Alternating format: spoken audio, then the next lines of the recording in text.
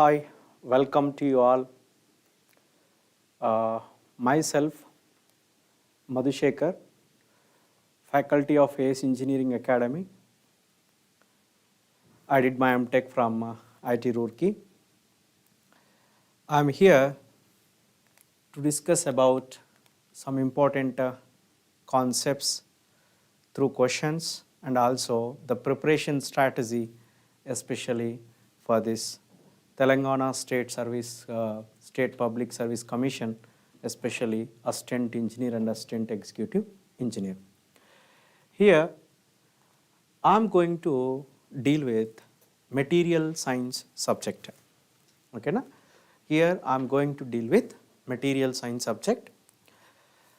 And the syllabus for this subject is here, actually for TSPSC is crystallography. From this crystallography, they will ask you questions especially from the structures. Like you are familiar, BCC, FCC, right? You are familiar like simple cubic structure, body-centered cubic structure, face-centered cubic structure, diamond cubic structure, and hexagonal close packed structure. Basic standard questions. What type of questions they will ask, Like atomic packing factor of simple cubic structure is 4 options they will give you. Or the relationship between lattice constant A and atomic radius R in case of FCC structure. Otherwise, from the examples also they will ask you that the crystal structure of iron is, the crystal structure of copper is, the crystal structure of gold is. So this type of questions they will ask you from the crystallography. They will ask you from the crystallography, and also they will ask you questions like basic standard formulas like Bragg's law and lambda is equal to 2d sine theta. This type of questions also they will ask you from the crystallography. And the next topic, if you consider material properties and testing. So from this topic, they will ask you basic standard questions like definitions of different mechanical properties like toughness, resilience, proof resilience, ductility, right? This type of basic questions like resilience, the basic standard questions frequently they asked. It is the ability of material that can absorb energy within the limits, within the elastic limit, right? So basic properties of material they will ask you, mechanical properties of material. You should read, you should know the mechanical properties of material, okay? Like as a mechanical engineer, you should know these minimum definitions of these properties. Once if you know these minimum definitions, you will get easily questions, answers from this. And third is the most important one, that is iron and iron carbide phase diagram. This is a very, very important topic. Okay. From this also they will ask you questions like what is the structure of gamma iron austenite, what is the structure of cementite, or otherwise what is the percentage of carbon in low carbon steel, what is the percentage of carbon in hypereutectic cast iron. These type of questions they will ask you from this iron cementite phase diagram. Okay, from iron cementite phase diagram, definitely 2 to 3 questions they will ask you. Okay, na? Very, very important topic. From the material properties and testing, like 2 questions they will ask you, basic definitions of material properties. From the crystallography, 1 or 2 questions they will ask you from the crystallography. And heat treatment process is completely a theory topic actually, but it is interesting also. Many number of questions they will ask you from the heat treatment, theoretical and simple questions. Here also 2 to 3 questions they will ask you from the heat treatment. Okay, na? And finally, ferrous and non-ferrous alloys. Sometimes they will ask you like what is brass, what is bronze, what is inconel, what type of material is used to make a gas turbine blade. This type of questions also they will ask you from this, but here I am giving only 1 to 2 questions they will ask you from this. Okay, so from the crystallography 1 to 2 questions, basic structures they will ask you. From the material properties and testing 2 questions, basic definitions of different mechanical properties they will ask you. From the iron carbon phase diagram or iron carbide phase diagram also they will ask you 2 to 3 questions, and from the heat treatment of steel also 2 to 3 questions they will ask you. Ferrous and non-ferrous alloys also they will ask you questions. See, so approximately from each topic if I take 2 questions, approximately 10 questions are there. So the weightage of the subject here, I will give you the overall weightage of the subject, I will give you overall weightage of the subject here, I will give you, right, 7 to 10 questions they will ask you from the subject. 7 to 10 questions they will ask you from the subject, especially from the material science, especially from the material science. Right, okay na? Now here today I will select one topic, okay. I will discuss basic important things about the topic, then I will discuss some important questions related to the topic. Here I will consider the heat treatment of steel. I will explain heat treatment of steel because it is a theory. Most of you people not interested, they are not willing to read the theory. It's if we go through the textbooks, it's a highly complex words are there. That's why most of you people try to skip that one. That's why I'm selected here the topic. Okay.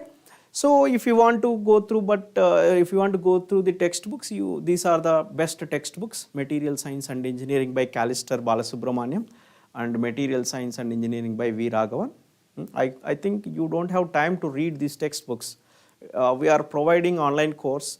Right, we also conducted offline, and it's better go through that online and offline. We discussed each and every concept there in a proper order. Okay, na?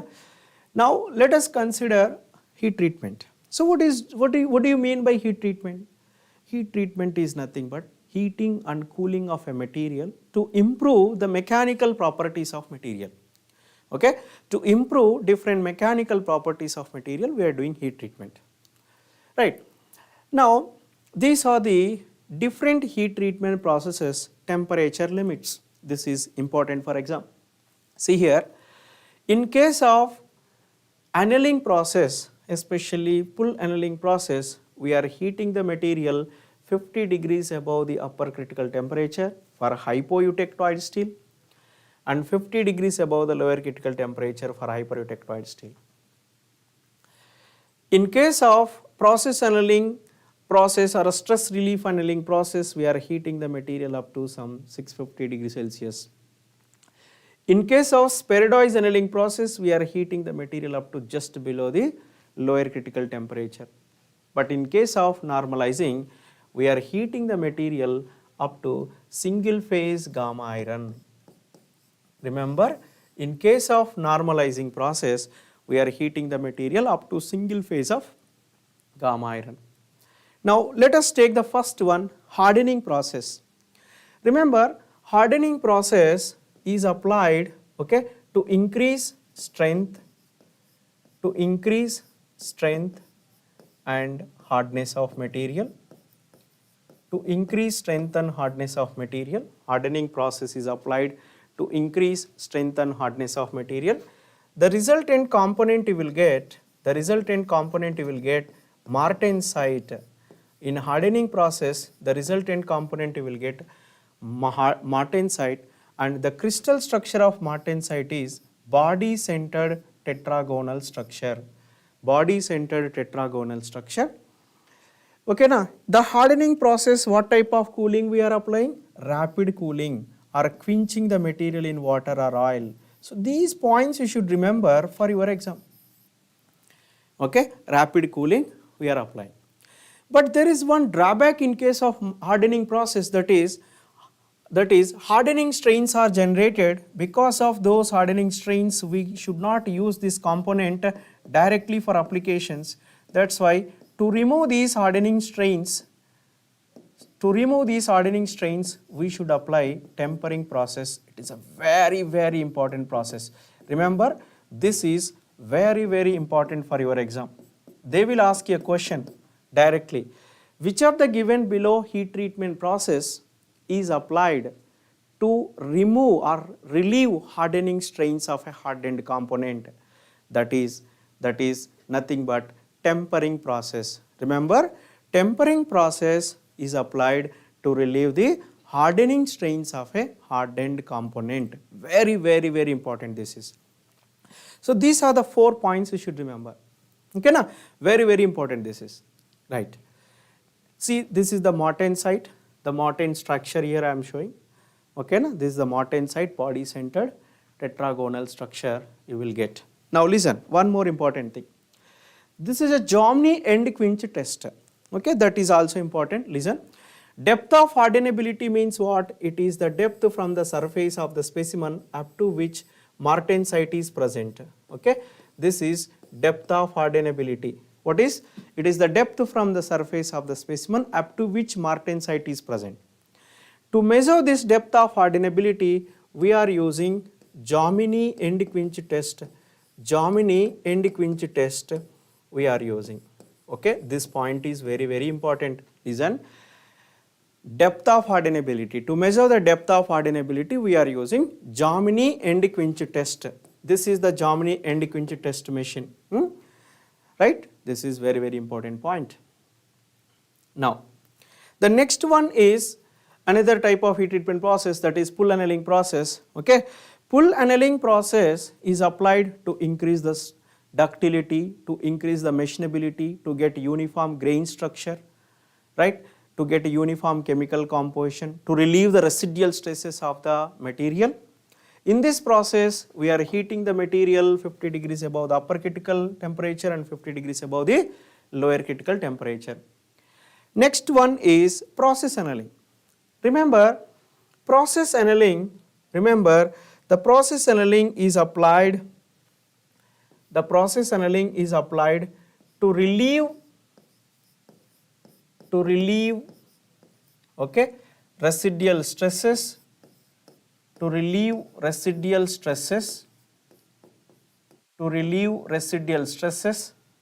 and to increase processability. Remember, and to increase processability. These two words you should remember. Process annealing is applied to relieve residual stresses and to increase the processability. In this case, we are heating the material up to 650 degrees Celsius. Remember, in case of process annealing, we are heating the material up to 650 degrees Celsius. Next, another type of annealing process is SPHEROIDIZE annealing process. Remember, the SPHEROIDIZE annealing process is applied to increase the machinability of the material. Remember, to increase machinability of material. SPHEROIDIZE annealing process is applied to increase machinability of material by converting thin lamellar form of cementite into spherical cementite. Remember, cementite is present in spherical form, so that less amount of cutting force required to cut the material. Less amount of cutting force required to cut the material. Yes, Cherry Chan, the last time there were 10 questions, that will change. Here I gave average number of questions here. Okay, sometimes they will ask you 12 questions also, sometimes they will ask you 8 questions also. Average I am giving 7 to 10 like that. Okay, na? Don't in case if I'll give very high like 15 questions like that, in case sometime if you won't get, you will feel some bad, like that's why I'm giving average marks, 7 to 10 marks minimum you will get, 7 to 10 questions minimum you will get. Okay, na? The most weightage subject this is, right? So to increase the machinability, we are applying SPHEROIDIZE annealing. So spherical form of cementite is generated here. So to cut this spherical form of cementite, less amount of cutting force is required compared to this. That is SPHEROIDIZE annealing process. The next one is diffusion annealing process. The diffusion annealing process is applied to get uniform chemical composition. Let us take example of high carbon steel. You want to make a casted component. If you pour the liquid high carbon steel material in a mold, the low density carbon atoms immediately reach to the surface of the mold and it will solidify. Right? It will solidify. But because of that, non-uniform properties are generated. So to get more uniform chemical composition and more uniform properties, I am applying diffusion annealing process. Remember for what purpose? To get uniform chemical composition, to get uniform chemical composition, to get uniform chemical composition and uniform properties, to get uniform chemical composition and uniform properties of a casted component, properties of a casted component I am applying. Right, this is diffusion annealing. So remember, process annealing to increase the processability to relieve the residual stresses, spheroidize annealing to increase the machinability, diffusion annealing to get uniform chemical composition. By combination of all is full annealing, that is a complete annealing, full annealing. Okay, now see here, the another process is, remember in all annealing processes furnace cooling is applied. Okay, the type of cooling is furnace cooling. In all annealing processes furnace cooling is applied. Okay, but in case of normalizing process, okay, air cooling is applied. Remember, normalizing process is applied to get a normal fine grain structure perlite. Remember, normal fine grain structure, normalizing process is applied to get a normal fine grain structure perlite. Fine grain structure perlite. In case of normalizing process, remember, in case of normalizing process, what type of cooling we are applying? Air cooling. This is very, very important for exam. Remember, in case of normalizing, what type of cooling we are applying? Air cooling. So air cooling is somewhat faster than the furnace cooling. See, in case of annealed material, the annealed material has a coarse grain perlite structure, but in case of normalized component, fine grain perlite structure. Right, fine grain perlite it is having. So remember, normalizing is air cooling to produce a fine grain material. To get a fine grain material we are applying. To get a fine grain material we are applying. Right. Now, another important one is tempering process. Very, very important. Remember, in case of hardening process, if we quench the material in water, okay, the outer layer is immediately transforms into martensite, but inner core of the material generates some retained austenite. Because of that retained austenite is in expansion state, martensite is in contraction state due to expansion and contraction, the hardening strains are generated. So to relieve these hardening strains of a hardened component, tempering process is applied. Very, very important. Remember, the tempering process is applied for what purpose? To relieve, okay, to relieve. Tempering process is applied for what purpose? Tempering process is applied for what purpose? To relieve hardening strains. Very, very important. They will ask you question, which of the given below heat treatment process is applied to relieve hardening strains? Tempering. And also the tempering process is applied to increase toughness of material, to increase toughness of material. Remember, tempering process is also applied to increase the toughness and to relieve the hardening strains of a material. Remember, tempering process is applied to relieve the hardening strains and to increase the toughness. Now listen, there are two types of tempering process are there. One is low temperature tempering process. Second is high temperature tempering process. Okay. For your exam, they will ask you what is the resultant component of low temperature tempering process, what is the resultant component of high temperature tempering process. So remember,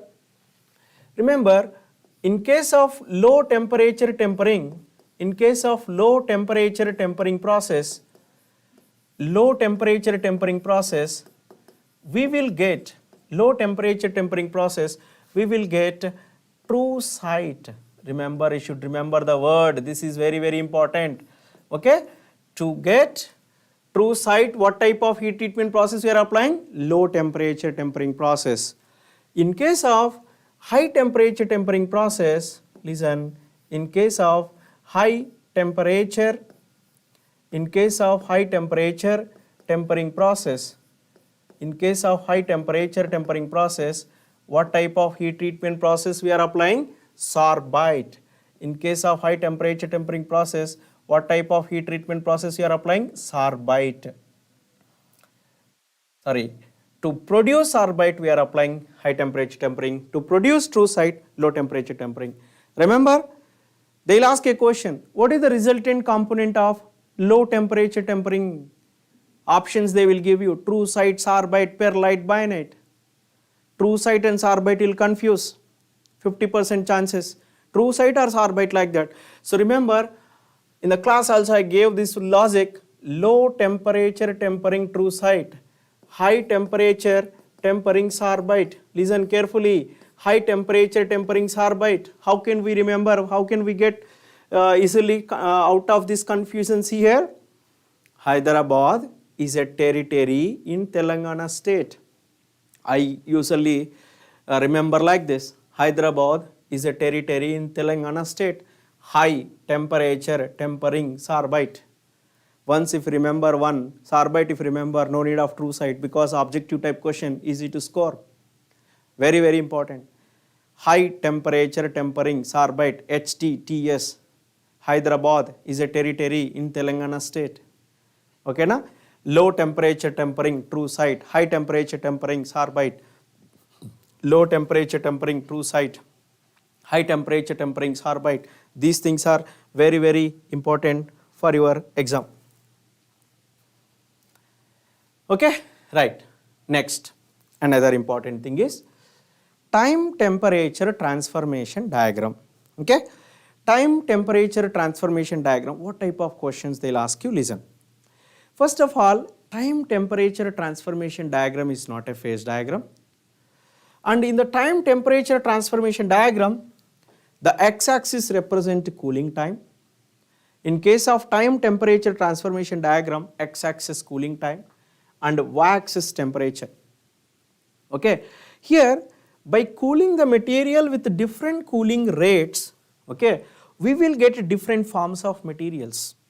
Okay, by cooling the material with different cooling rates, you will get different forms of materials. See here, listen, in a simple well explained, let us consider. Here composition is same. Remember, in case of time temperature transformation diagram, okay, chemical composition is constant. Chemical composition, that is percentage of carbon, chemical composition, that is percentage of carbon, is constant. What is varying? Cooling time is varying. Right? So with the different cooling rates or cooling times, you will get different forms of materials. Let us take a steel material that has same chemical composition. 4 pieces of steel material that has same chemical composition. Now see here, if I cool the material, steel material with a very slow cooling rate, like let us say furnace cooling, okay, the transformation starts here, perlite, and transformation completes here, you will get a coarse perlite. Remember, coarse perlite you will get from annealing process. Okay, what is the resultant material in annealing? Coarse perlite you will get. From the annealing process. And the second one, again if you cool the material with air cooling, okay, air cooling is also somewhat slow cooling, here you will get fine perlite in case of air cooling, that is known as normalizing. That is known as normalizing process, right? In case if we cool the material with very fast cooling rate, that is like by quenching in water. If we cool the material with very fast cooling rate, that is like by quenching in water, that is by quenching in water. Yes, cherry as low temperature tempering is same as a more tempering, and high temperature tempering is as tempering. Yes, more or less same, but the small difference is there. We'll discuss that. Okay, more tempering is different and high tempering is slightly different. Okay, na? You'll get to know that. Don't worry. Now listen. In case of if you cool the material with the slow cooling rate, you will get like a furnace cooling. You get a coarse perlite annealing process. In case if you cool the material with the air cooling, that is known as a normalizing fine perlite. If you get, if you quench the material in water. If we quench the material in water, it is cooled with very fast cooling rate, you will get martensite. Okay, na? This is martensite. We can say that is known as hardening process. Hardening process, right? There is a critical cooling time. Now see here, this is a critical cooling time. If you cool the material less than this time, you will get martensite. If you cool the material more than this time, you will get a perlite, right?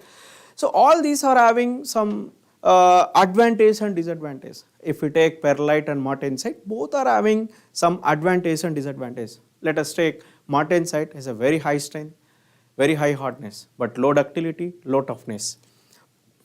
But in case of perlite, it's a good ductility, high toughness, but low strength and low hardness. That's why there is another heat treatment process, that is tempering process.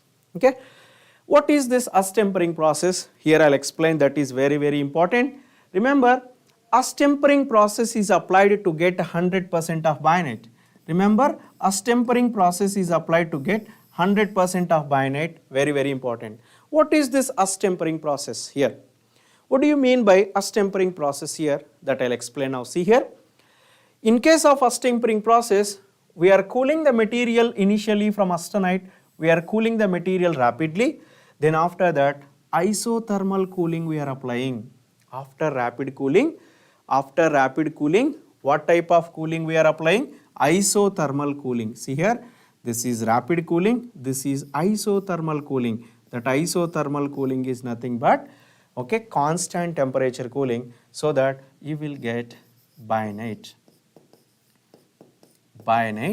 This bayonet component, remember, this bayonet component do not have any hardening strains. You can directly use it as a cutting tool or a shaft like that. This bayonet is having much superior properties than martensite and perlite.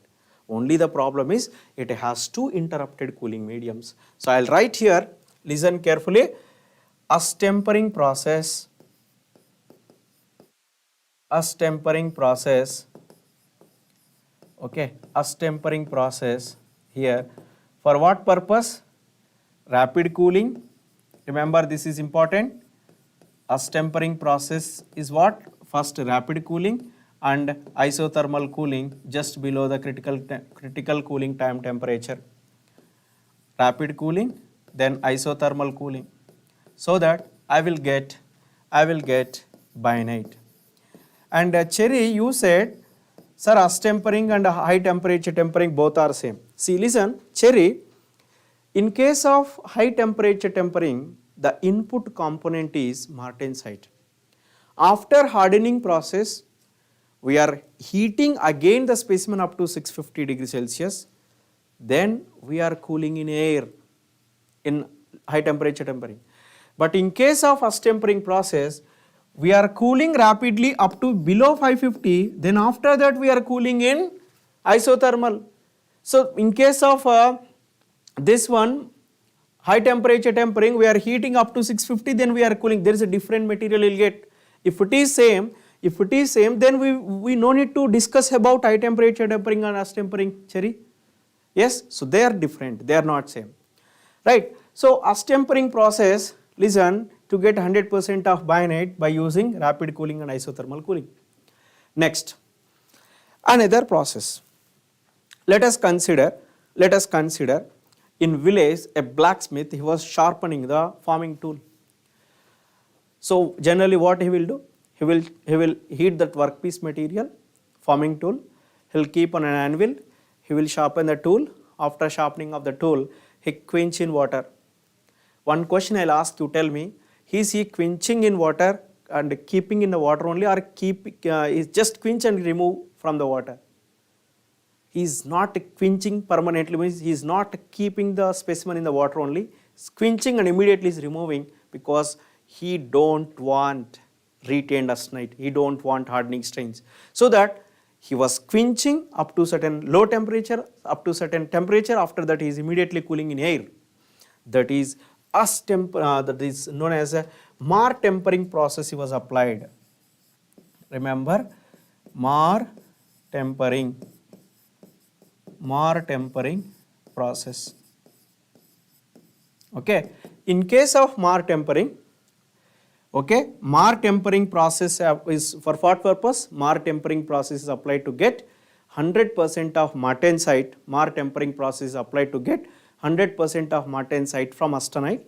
So in case of Marr tempering, initially rapid cooling he was doing, then after that air cooling, rapid cooling and air cooling he was doing, rapid cooling and air cooling. So he will get 100% of martensite, 100% of martensite without any retained austenite or no hardening strains. You can use directly this component for applications. No hardening strains are generated. Now okay na? No hardening strains are generated, right?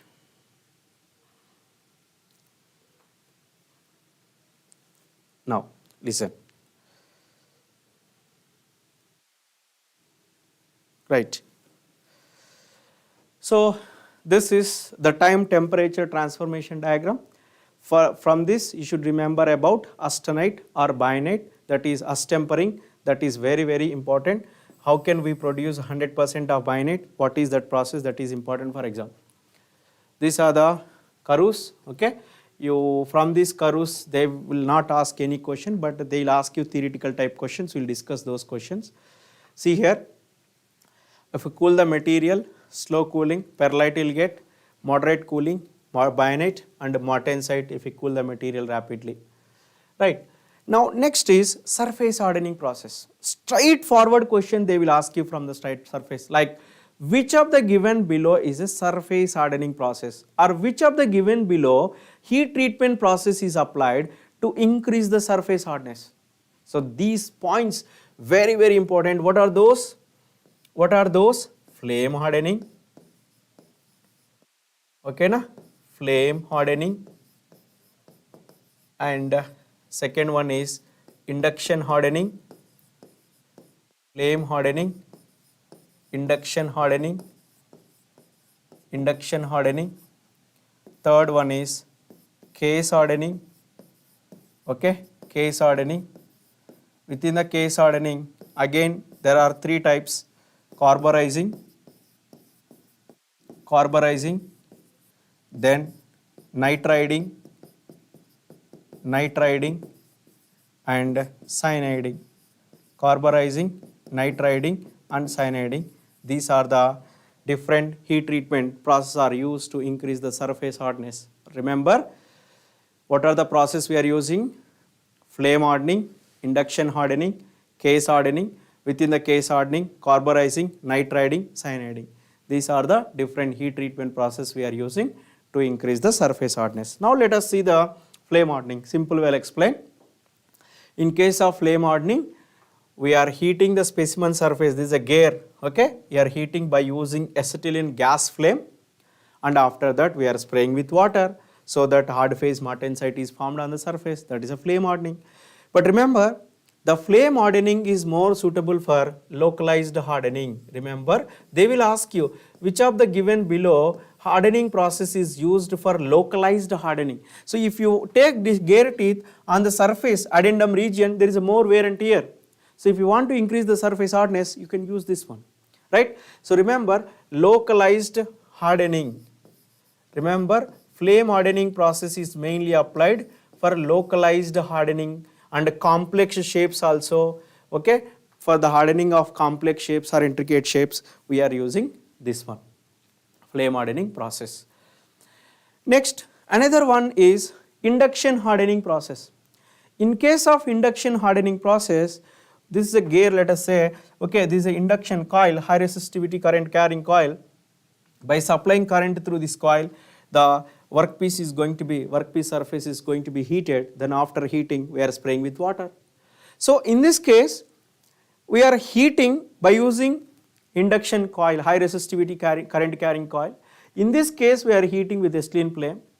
Both cases we are spraying with water, but it is actually regular large cross-sectional components is more suitable. Okay, now induction hardening process is more suitable for regular and large cross-sectional components. Okay, na? Induction hardening process is more suitable for regular and large cross-sectional components we are using. Now, case hardening process.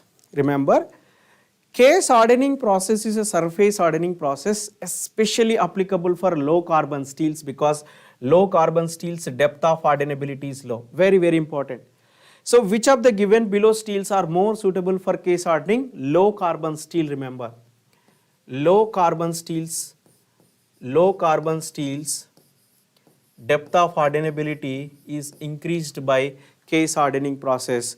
So generally low carbon steels have low carbon, so that low martensite is formed. That's why we are going for a case hardening process. In case of case hardening process, what we are doing, we are heating the component in the furnace. Then after that we are sending carbon dioxide or carbon monoxide gas into the furnace.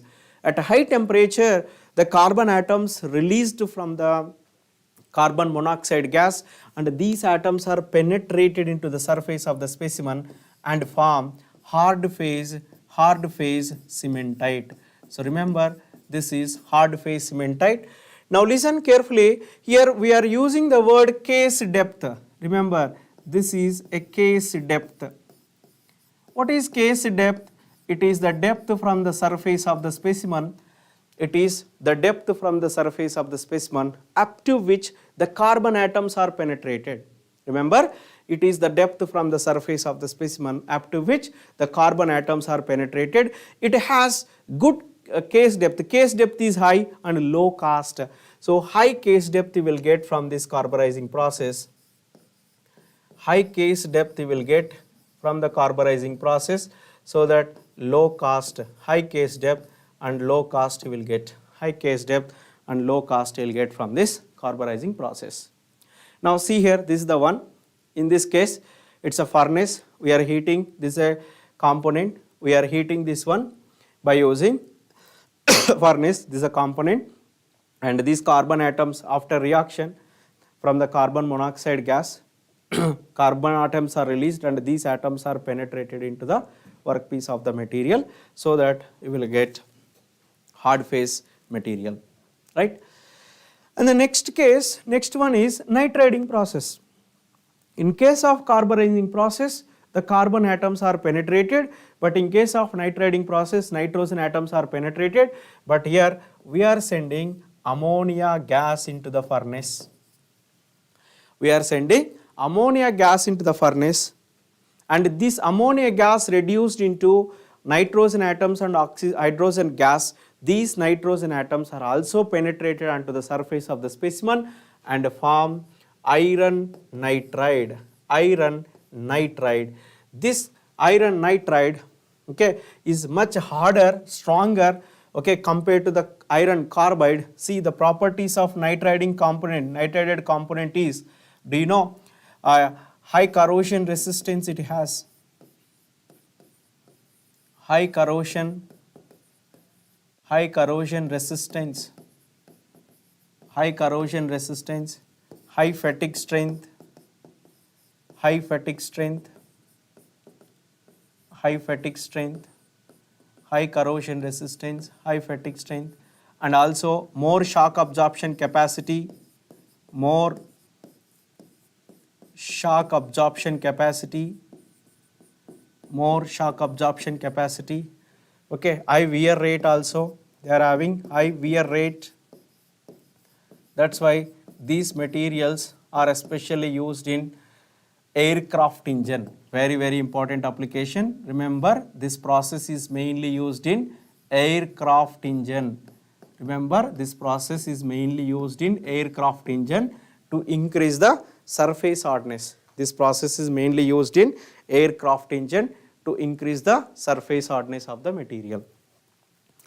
The next one is nitriding process.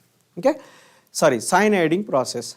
In this case of cyaniding, listen, first we are preparing the cyanide bath. So cyanide bath is what actually? Sometimes they'll ask you what is the cyanide bath used in cyaniding process. That is sodium cyanide and sodium carbonate and sodium chloride. Okay, we are heating the steel specimen in the cyanide bath in a furnace up to certain high temperature. Then at a high temperature, both carbon and nitrogen atoms are released from the cyanide bath, and iron carbide plus iron nitride layers are formed on the surface, so hardness of the material is increased. This is known as a cyaniding process. Okay, now this is known as a cyaniding process.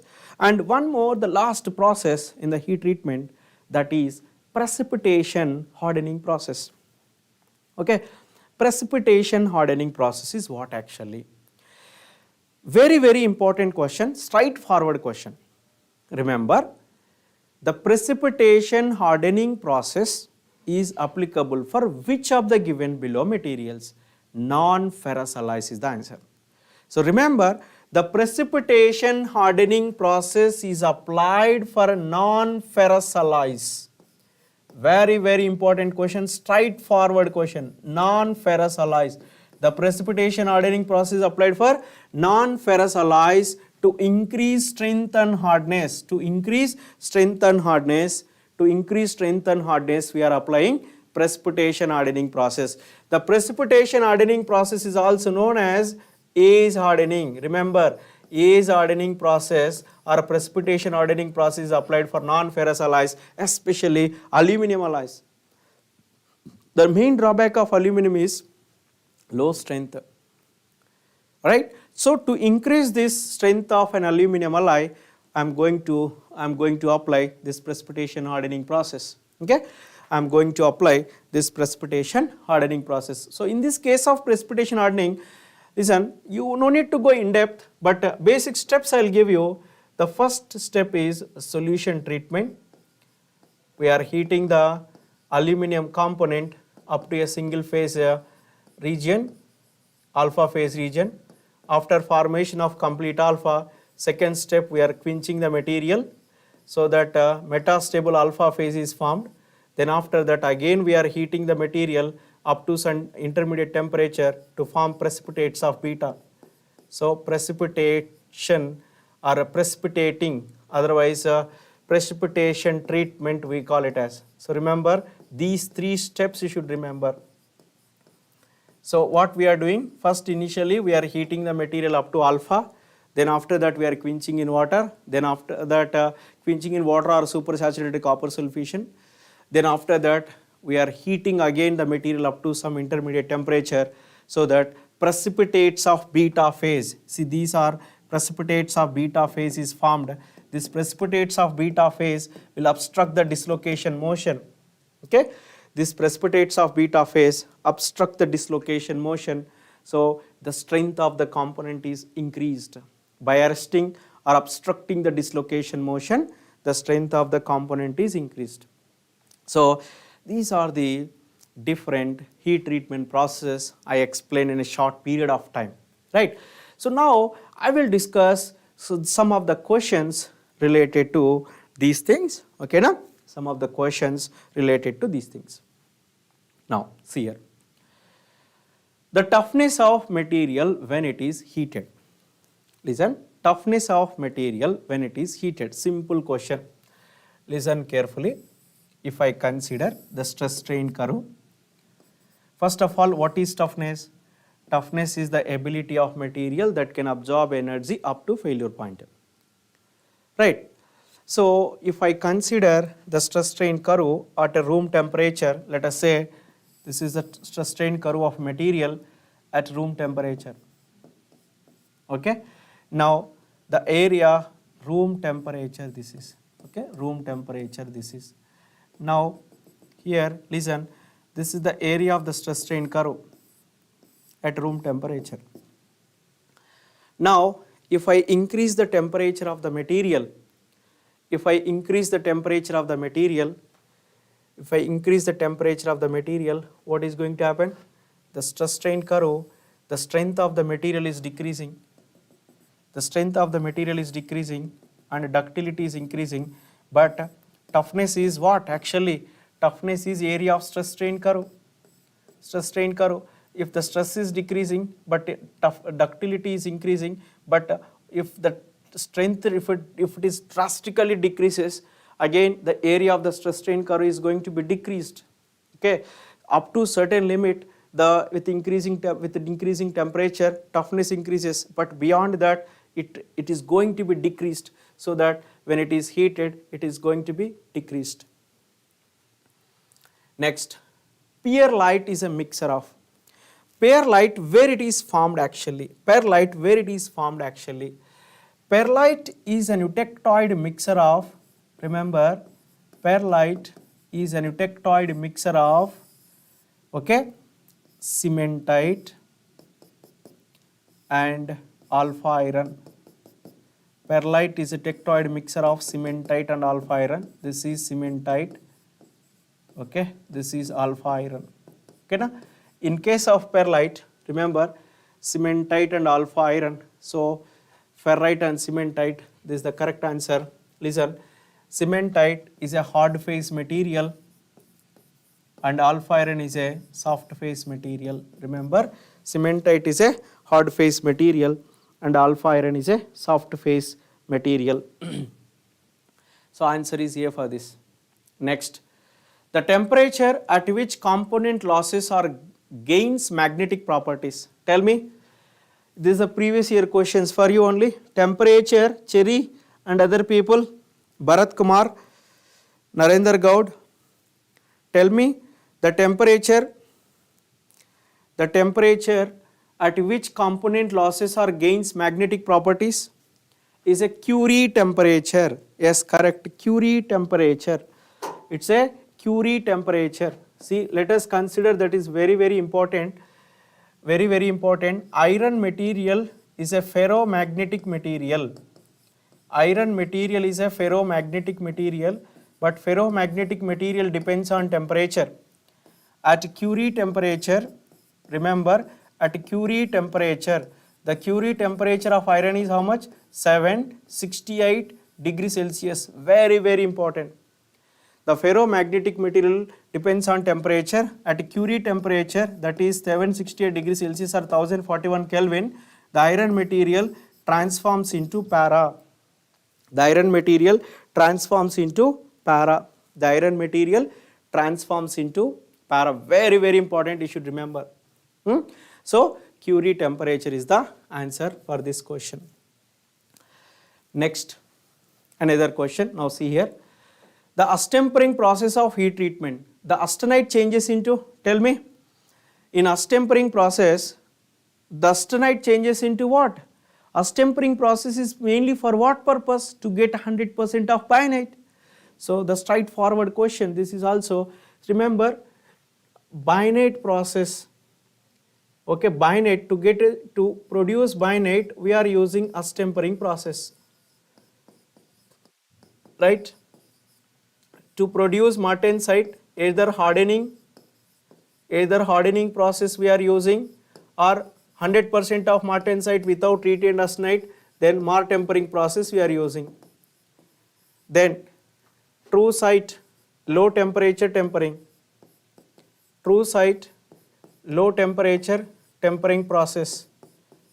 To produce a true site, low temperature tempering. To produce a sorbite, high temperature tempering. To produce sorbite, high temperature tempering we are using. To produce sorbite, high temperature tempering process we are using. Now, martensite in steel. Remember, the martensite we already discussed. The martensite is a hard phase material. Okay, the martensite is a hard phase material with the body centered tetragonal structure that I already discussed. The martensite is a body centered hard material with the body centered tetragonal structure. So martensite, hard with the body centered tetragonal structure, hard with body centered tetragonal structure. So C is the correct answer for this question. C is the correct answer for this question. Next is low carbon steel can be hardened by. Now see here, we discussed this already. Low carbon steel can be hardened by. Low carbon steel material you can apply hardening process, but depth of hardenability is very low. So we can go for carburizing and cyaniding, heating and quenching in oil, heating. Okay, all are right. Any of the above you can go, but most effective is carburizing and cyaniding. But carburizing and cyaniding both are surface hardening processes. Surface hardening processes, that is also hardening process. And these things are also correct, na? Heating and quenching in oil, heating and quenching in water, and this also. And also option is given any of the above. All are right. So any of the above, it's a best option for this. Low carbon steel material can be hardened by, okay, any of the above. But most effective method is carburizing and cyaniding. It's a surface hardening. Depth of hardenability will not get much in these two cases. Objective of tempering, we already discussed. Tempering process is to relieve the hardening strains. That is nothing but reducing the brittleness. Reducing the brittleness is nothing but relieving hardening strains. Relieving hardening strains. Relieving hardening strains. Okay, na? Relieving hardening strains. Then annealing heat treatment process is mainly applied for what purpose? To improve the ductility of material. Annealing process mainly for what purpose? To increase the ductility of material. Remember, refining grain structure, go for normalizing. Analyzing also, but mostly normalizing. Then improve the hardness, hardening or surface hardness process. Hardening or surface hardening process. Surface hardness like flame hardening or induction hardening. Surface hardening. Surface hardening. Surface hardening process we can apply. So only improving the ductility annealing process we are applying. Improving the ductility we are applying annealing heat treatment process. In the induction hardening process, it is high current is required, so that high voltage, high current, V equal to IR, I want high resistivity, so that high heat is generated, so high voltage is required, okay na? High resistivity, it should be high resistance, so that more heat is generated, so high current, right? Otherwise, you can also apply this principle, heat is equal to I square RT, so I square RT means it should be, if high is more heat is generated, so the most appropriate answer is this one compared to the voltage. The best answer is current. Now, astempering process is mainly for what purpose? To produce a bayonet. Astempering process is mainly for what purpose? To produce a bayonet. And fastest method at case hardening sample. Carburizing, nitriding, induction hardening, cyaniding. See, here it is given case hardening of sample. Induction hardening won't be there, carburizing, nitriding and cyaniding. So fastest method is carburizing only. The carbon atoms will penetrate easily compared to the other atoms, and also that's why more depth of hardenability you are getting. So these are some of the questions related to the heat treatment. Right? These are some of the questions related to heat treatment. And some of our friends like Cherry asked, sir, What is the difference between TTT and CCT curve? TTT means time temperature transformation curve and CCT means continuous cooling transformation curve. Listen, continuous cooling transformation curve means what? See, temperature and cooling time. Temperature and cooling time if I take. Here, this is the austenite if I take. This is the continuous cooling transformation curve, just up to here. Means, listen carefully. Here, there is no chance of getting bayonet. Martensite you will get, coarse perlite, fine perlite, perlite plus martensite, right? 100% of martensite. See here, this is coarse perlite, this is fine perlite, this is perlite plus martensite. This is 100% of martensite. So there is no chance of getting bayonet. So remember, in case of time temperature transformation curve, you will get bayonet because there are two interrupted cooling mediums are possible in that case. But here continuous cooling, no chance of getting another converted into another cooling medium. So that's why no bayonet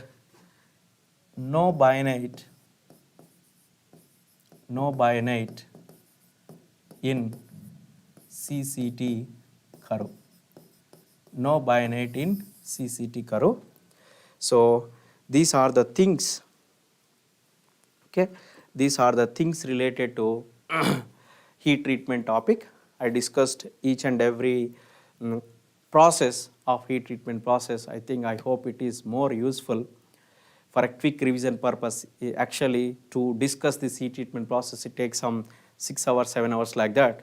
But in 1 hour, I explained these processes in a gist manner and I discussed some of the questions. So I hope you enjoy this class and if you get any doubt, you can ask me through my ACE Online.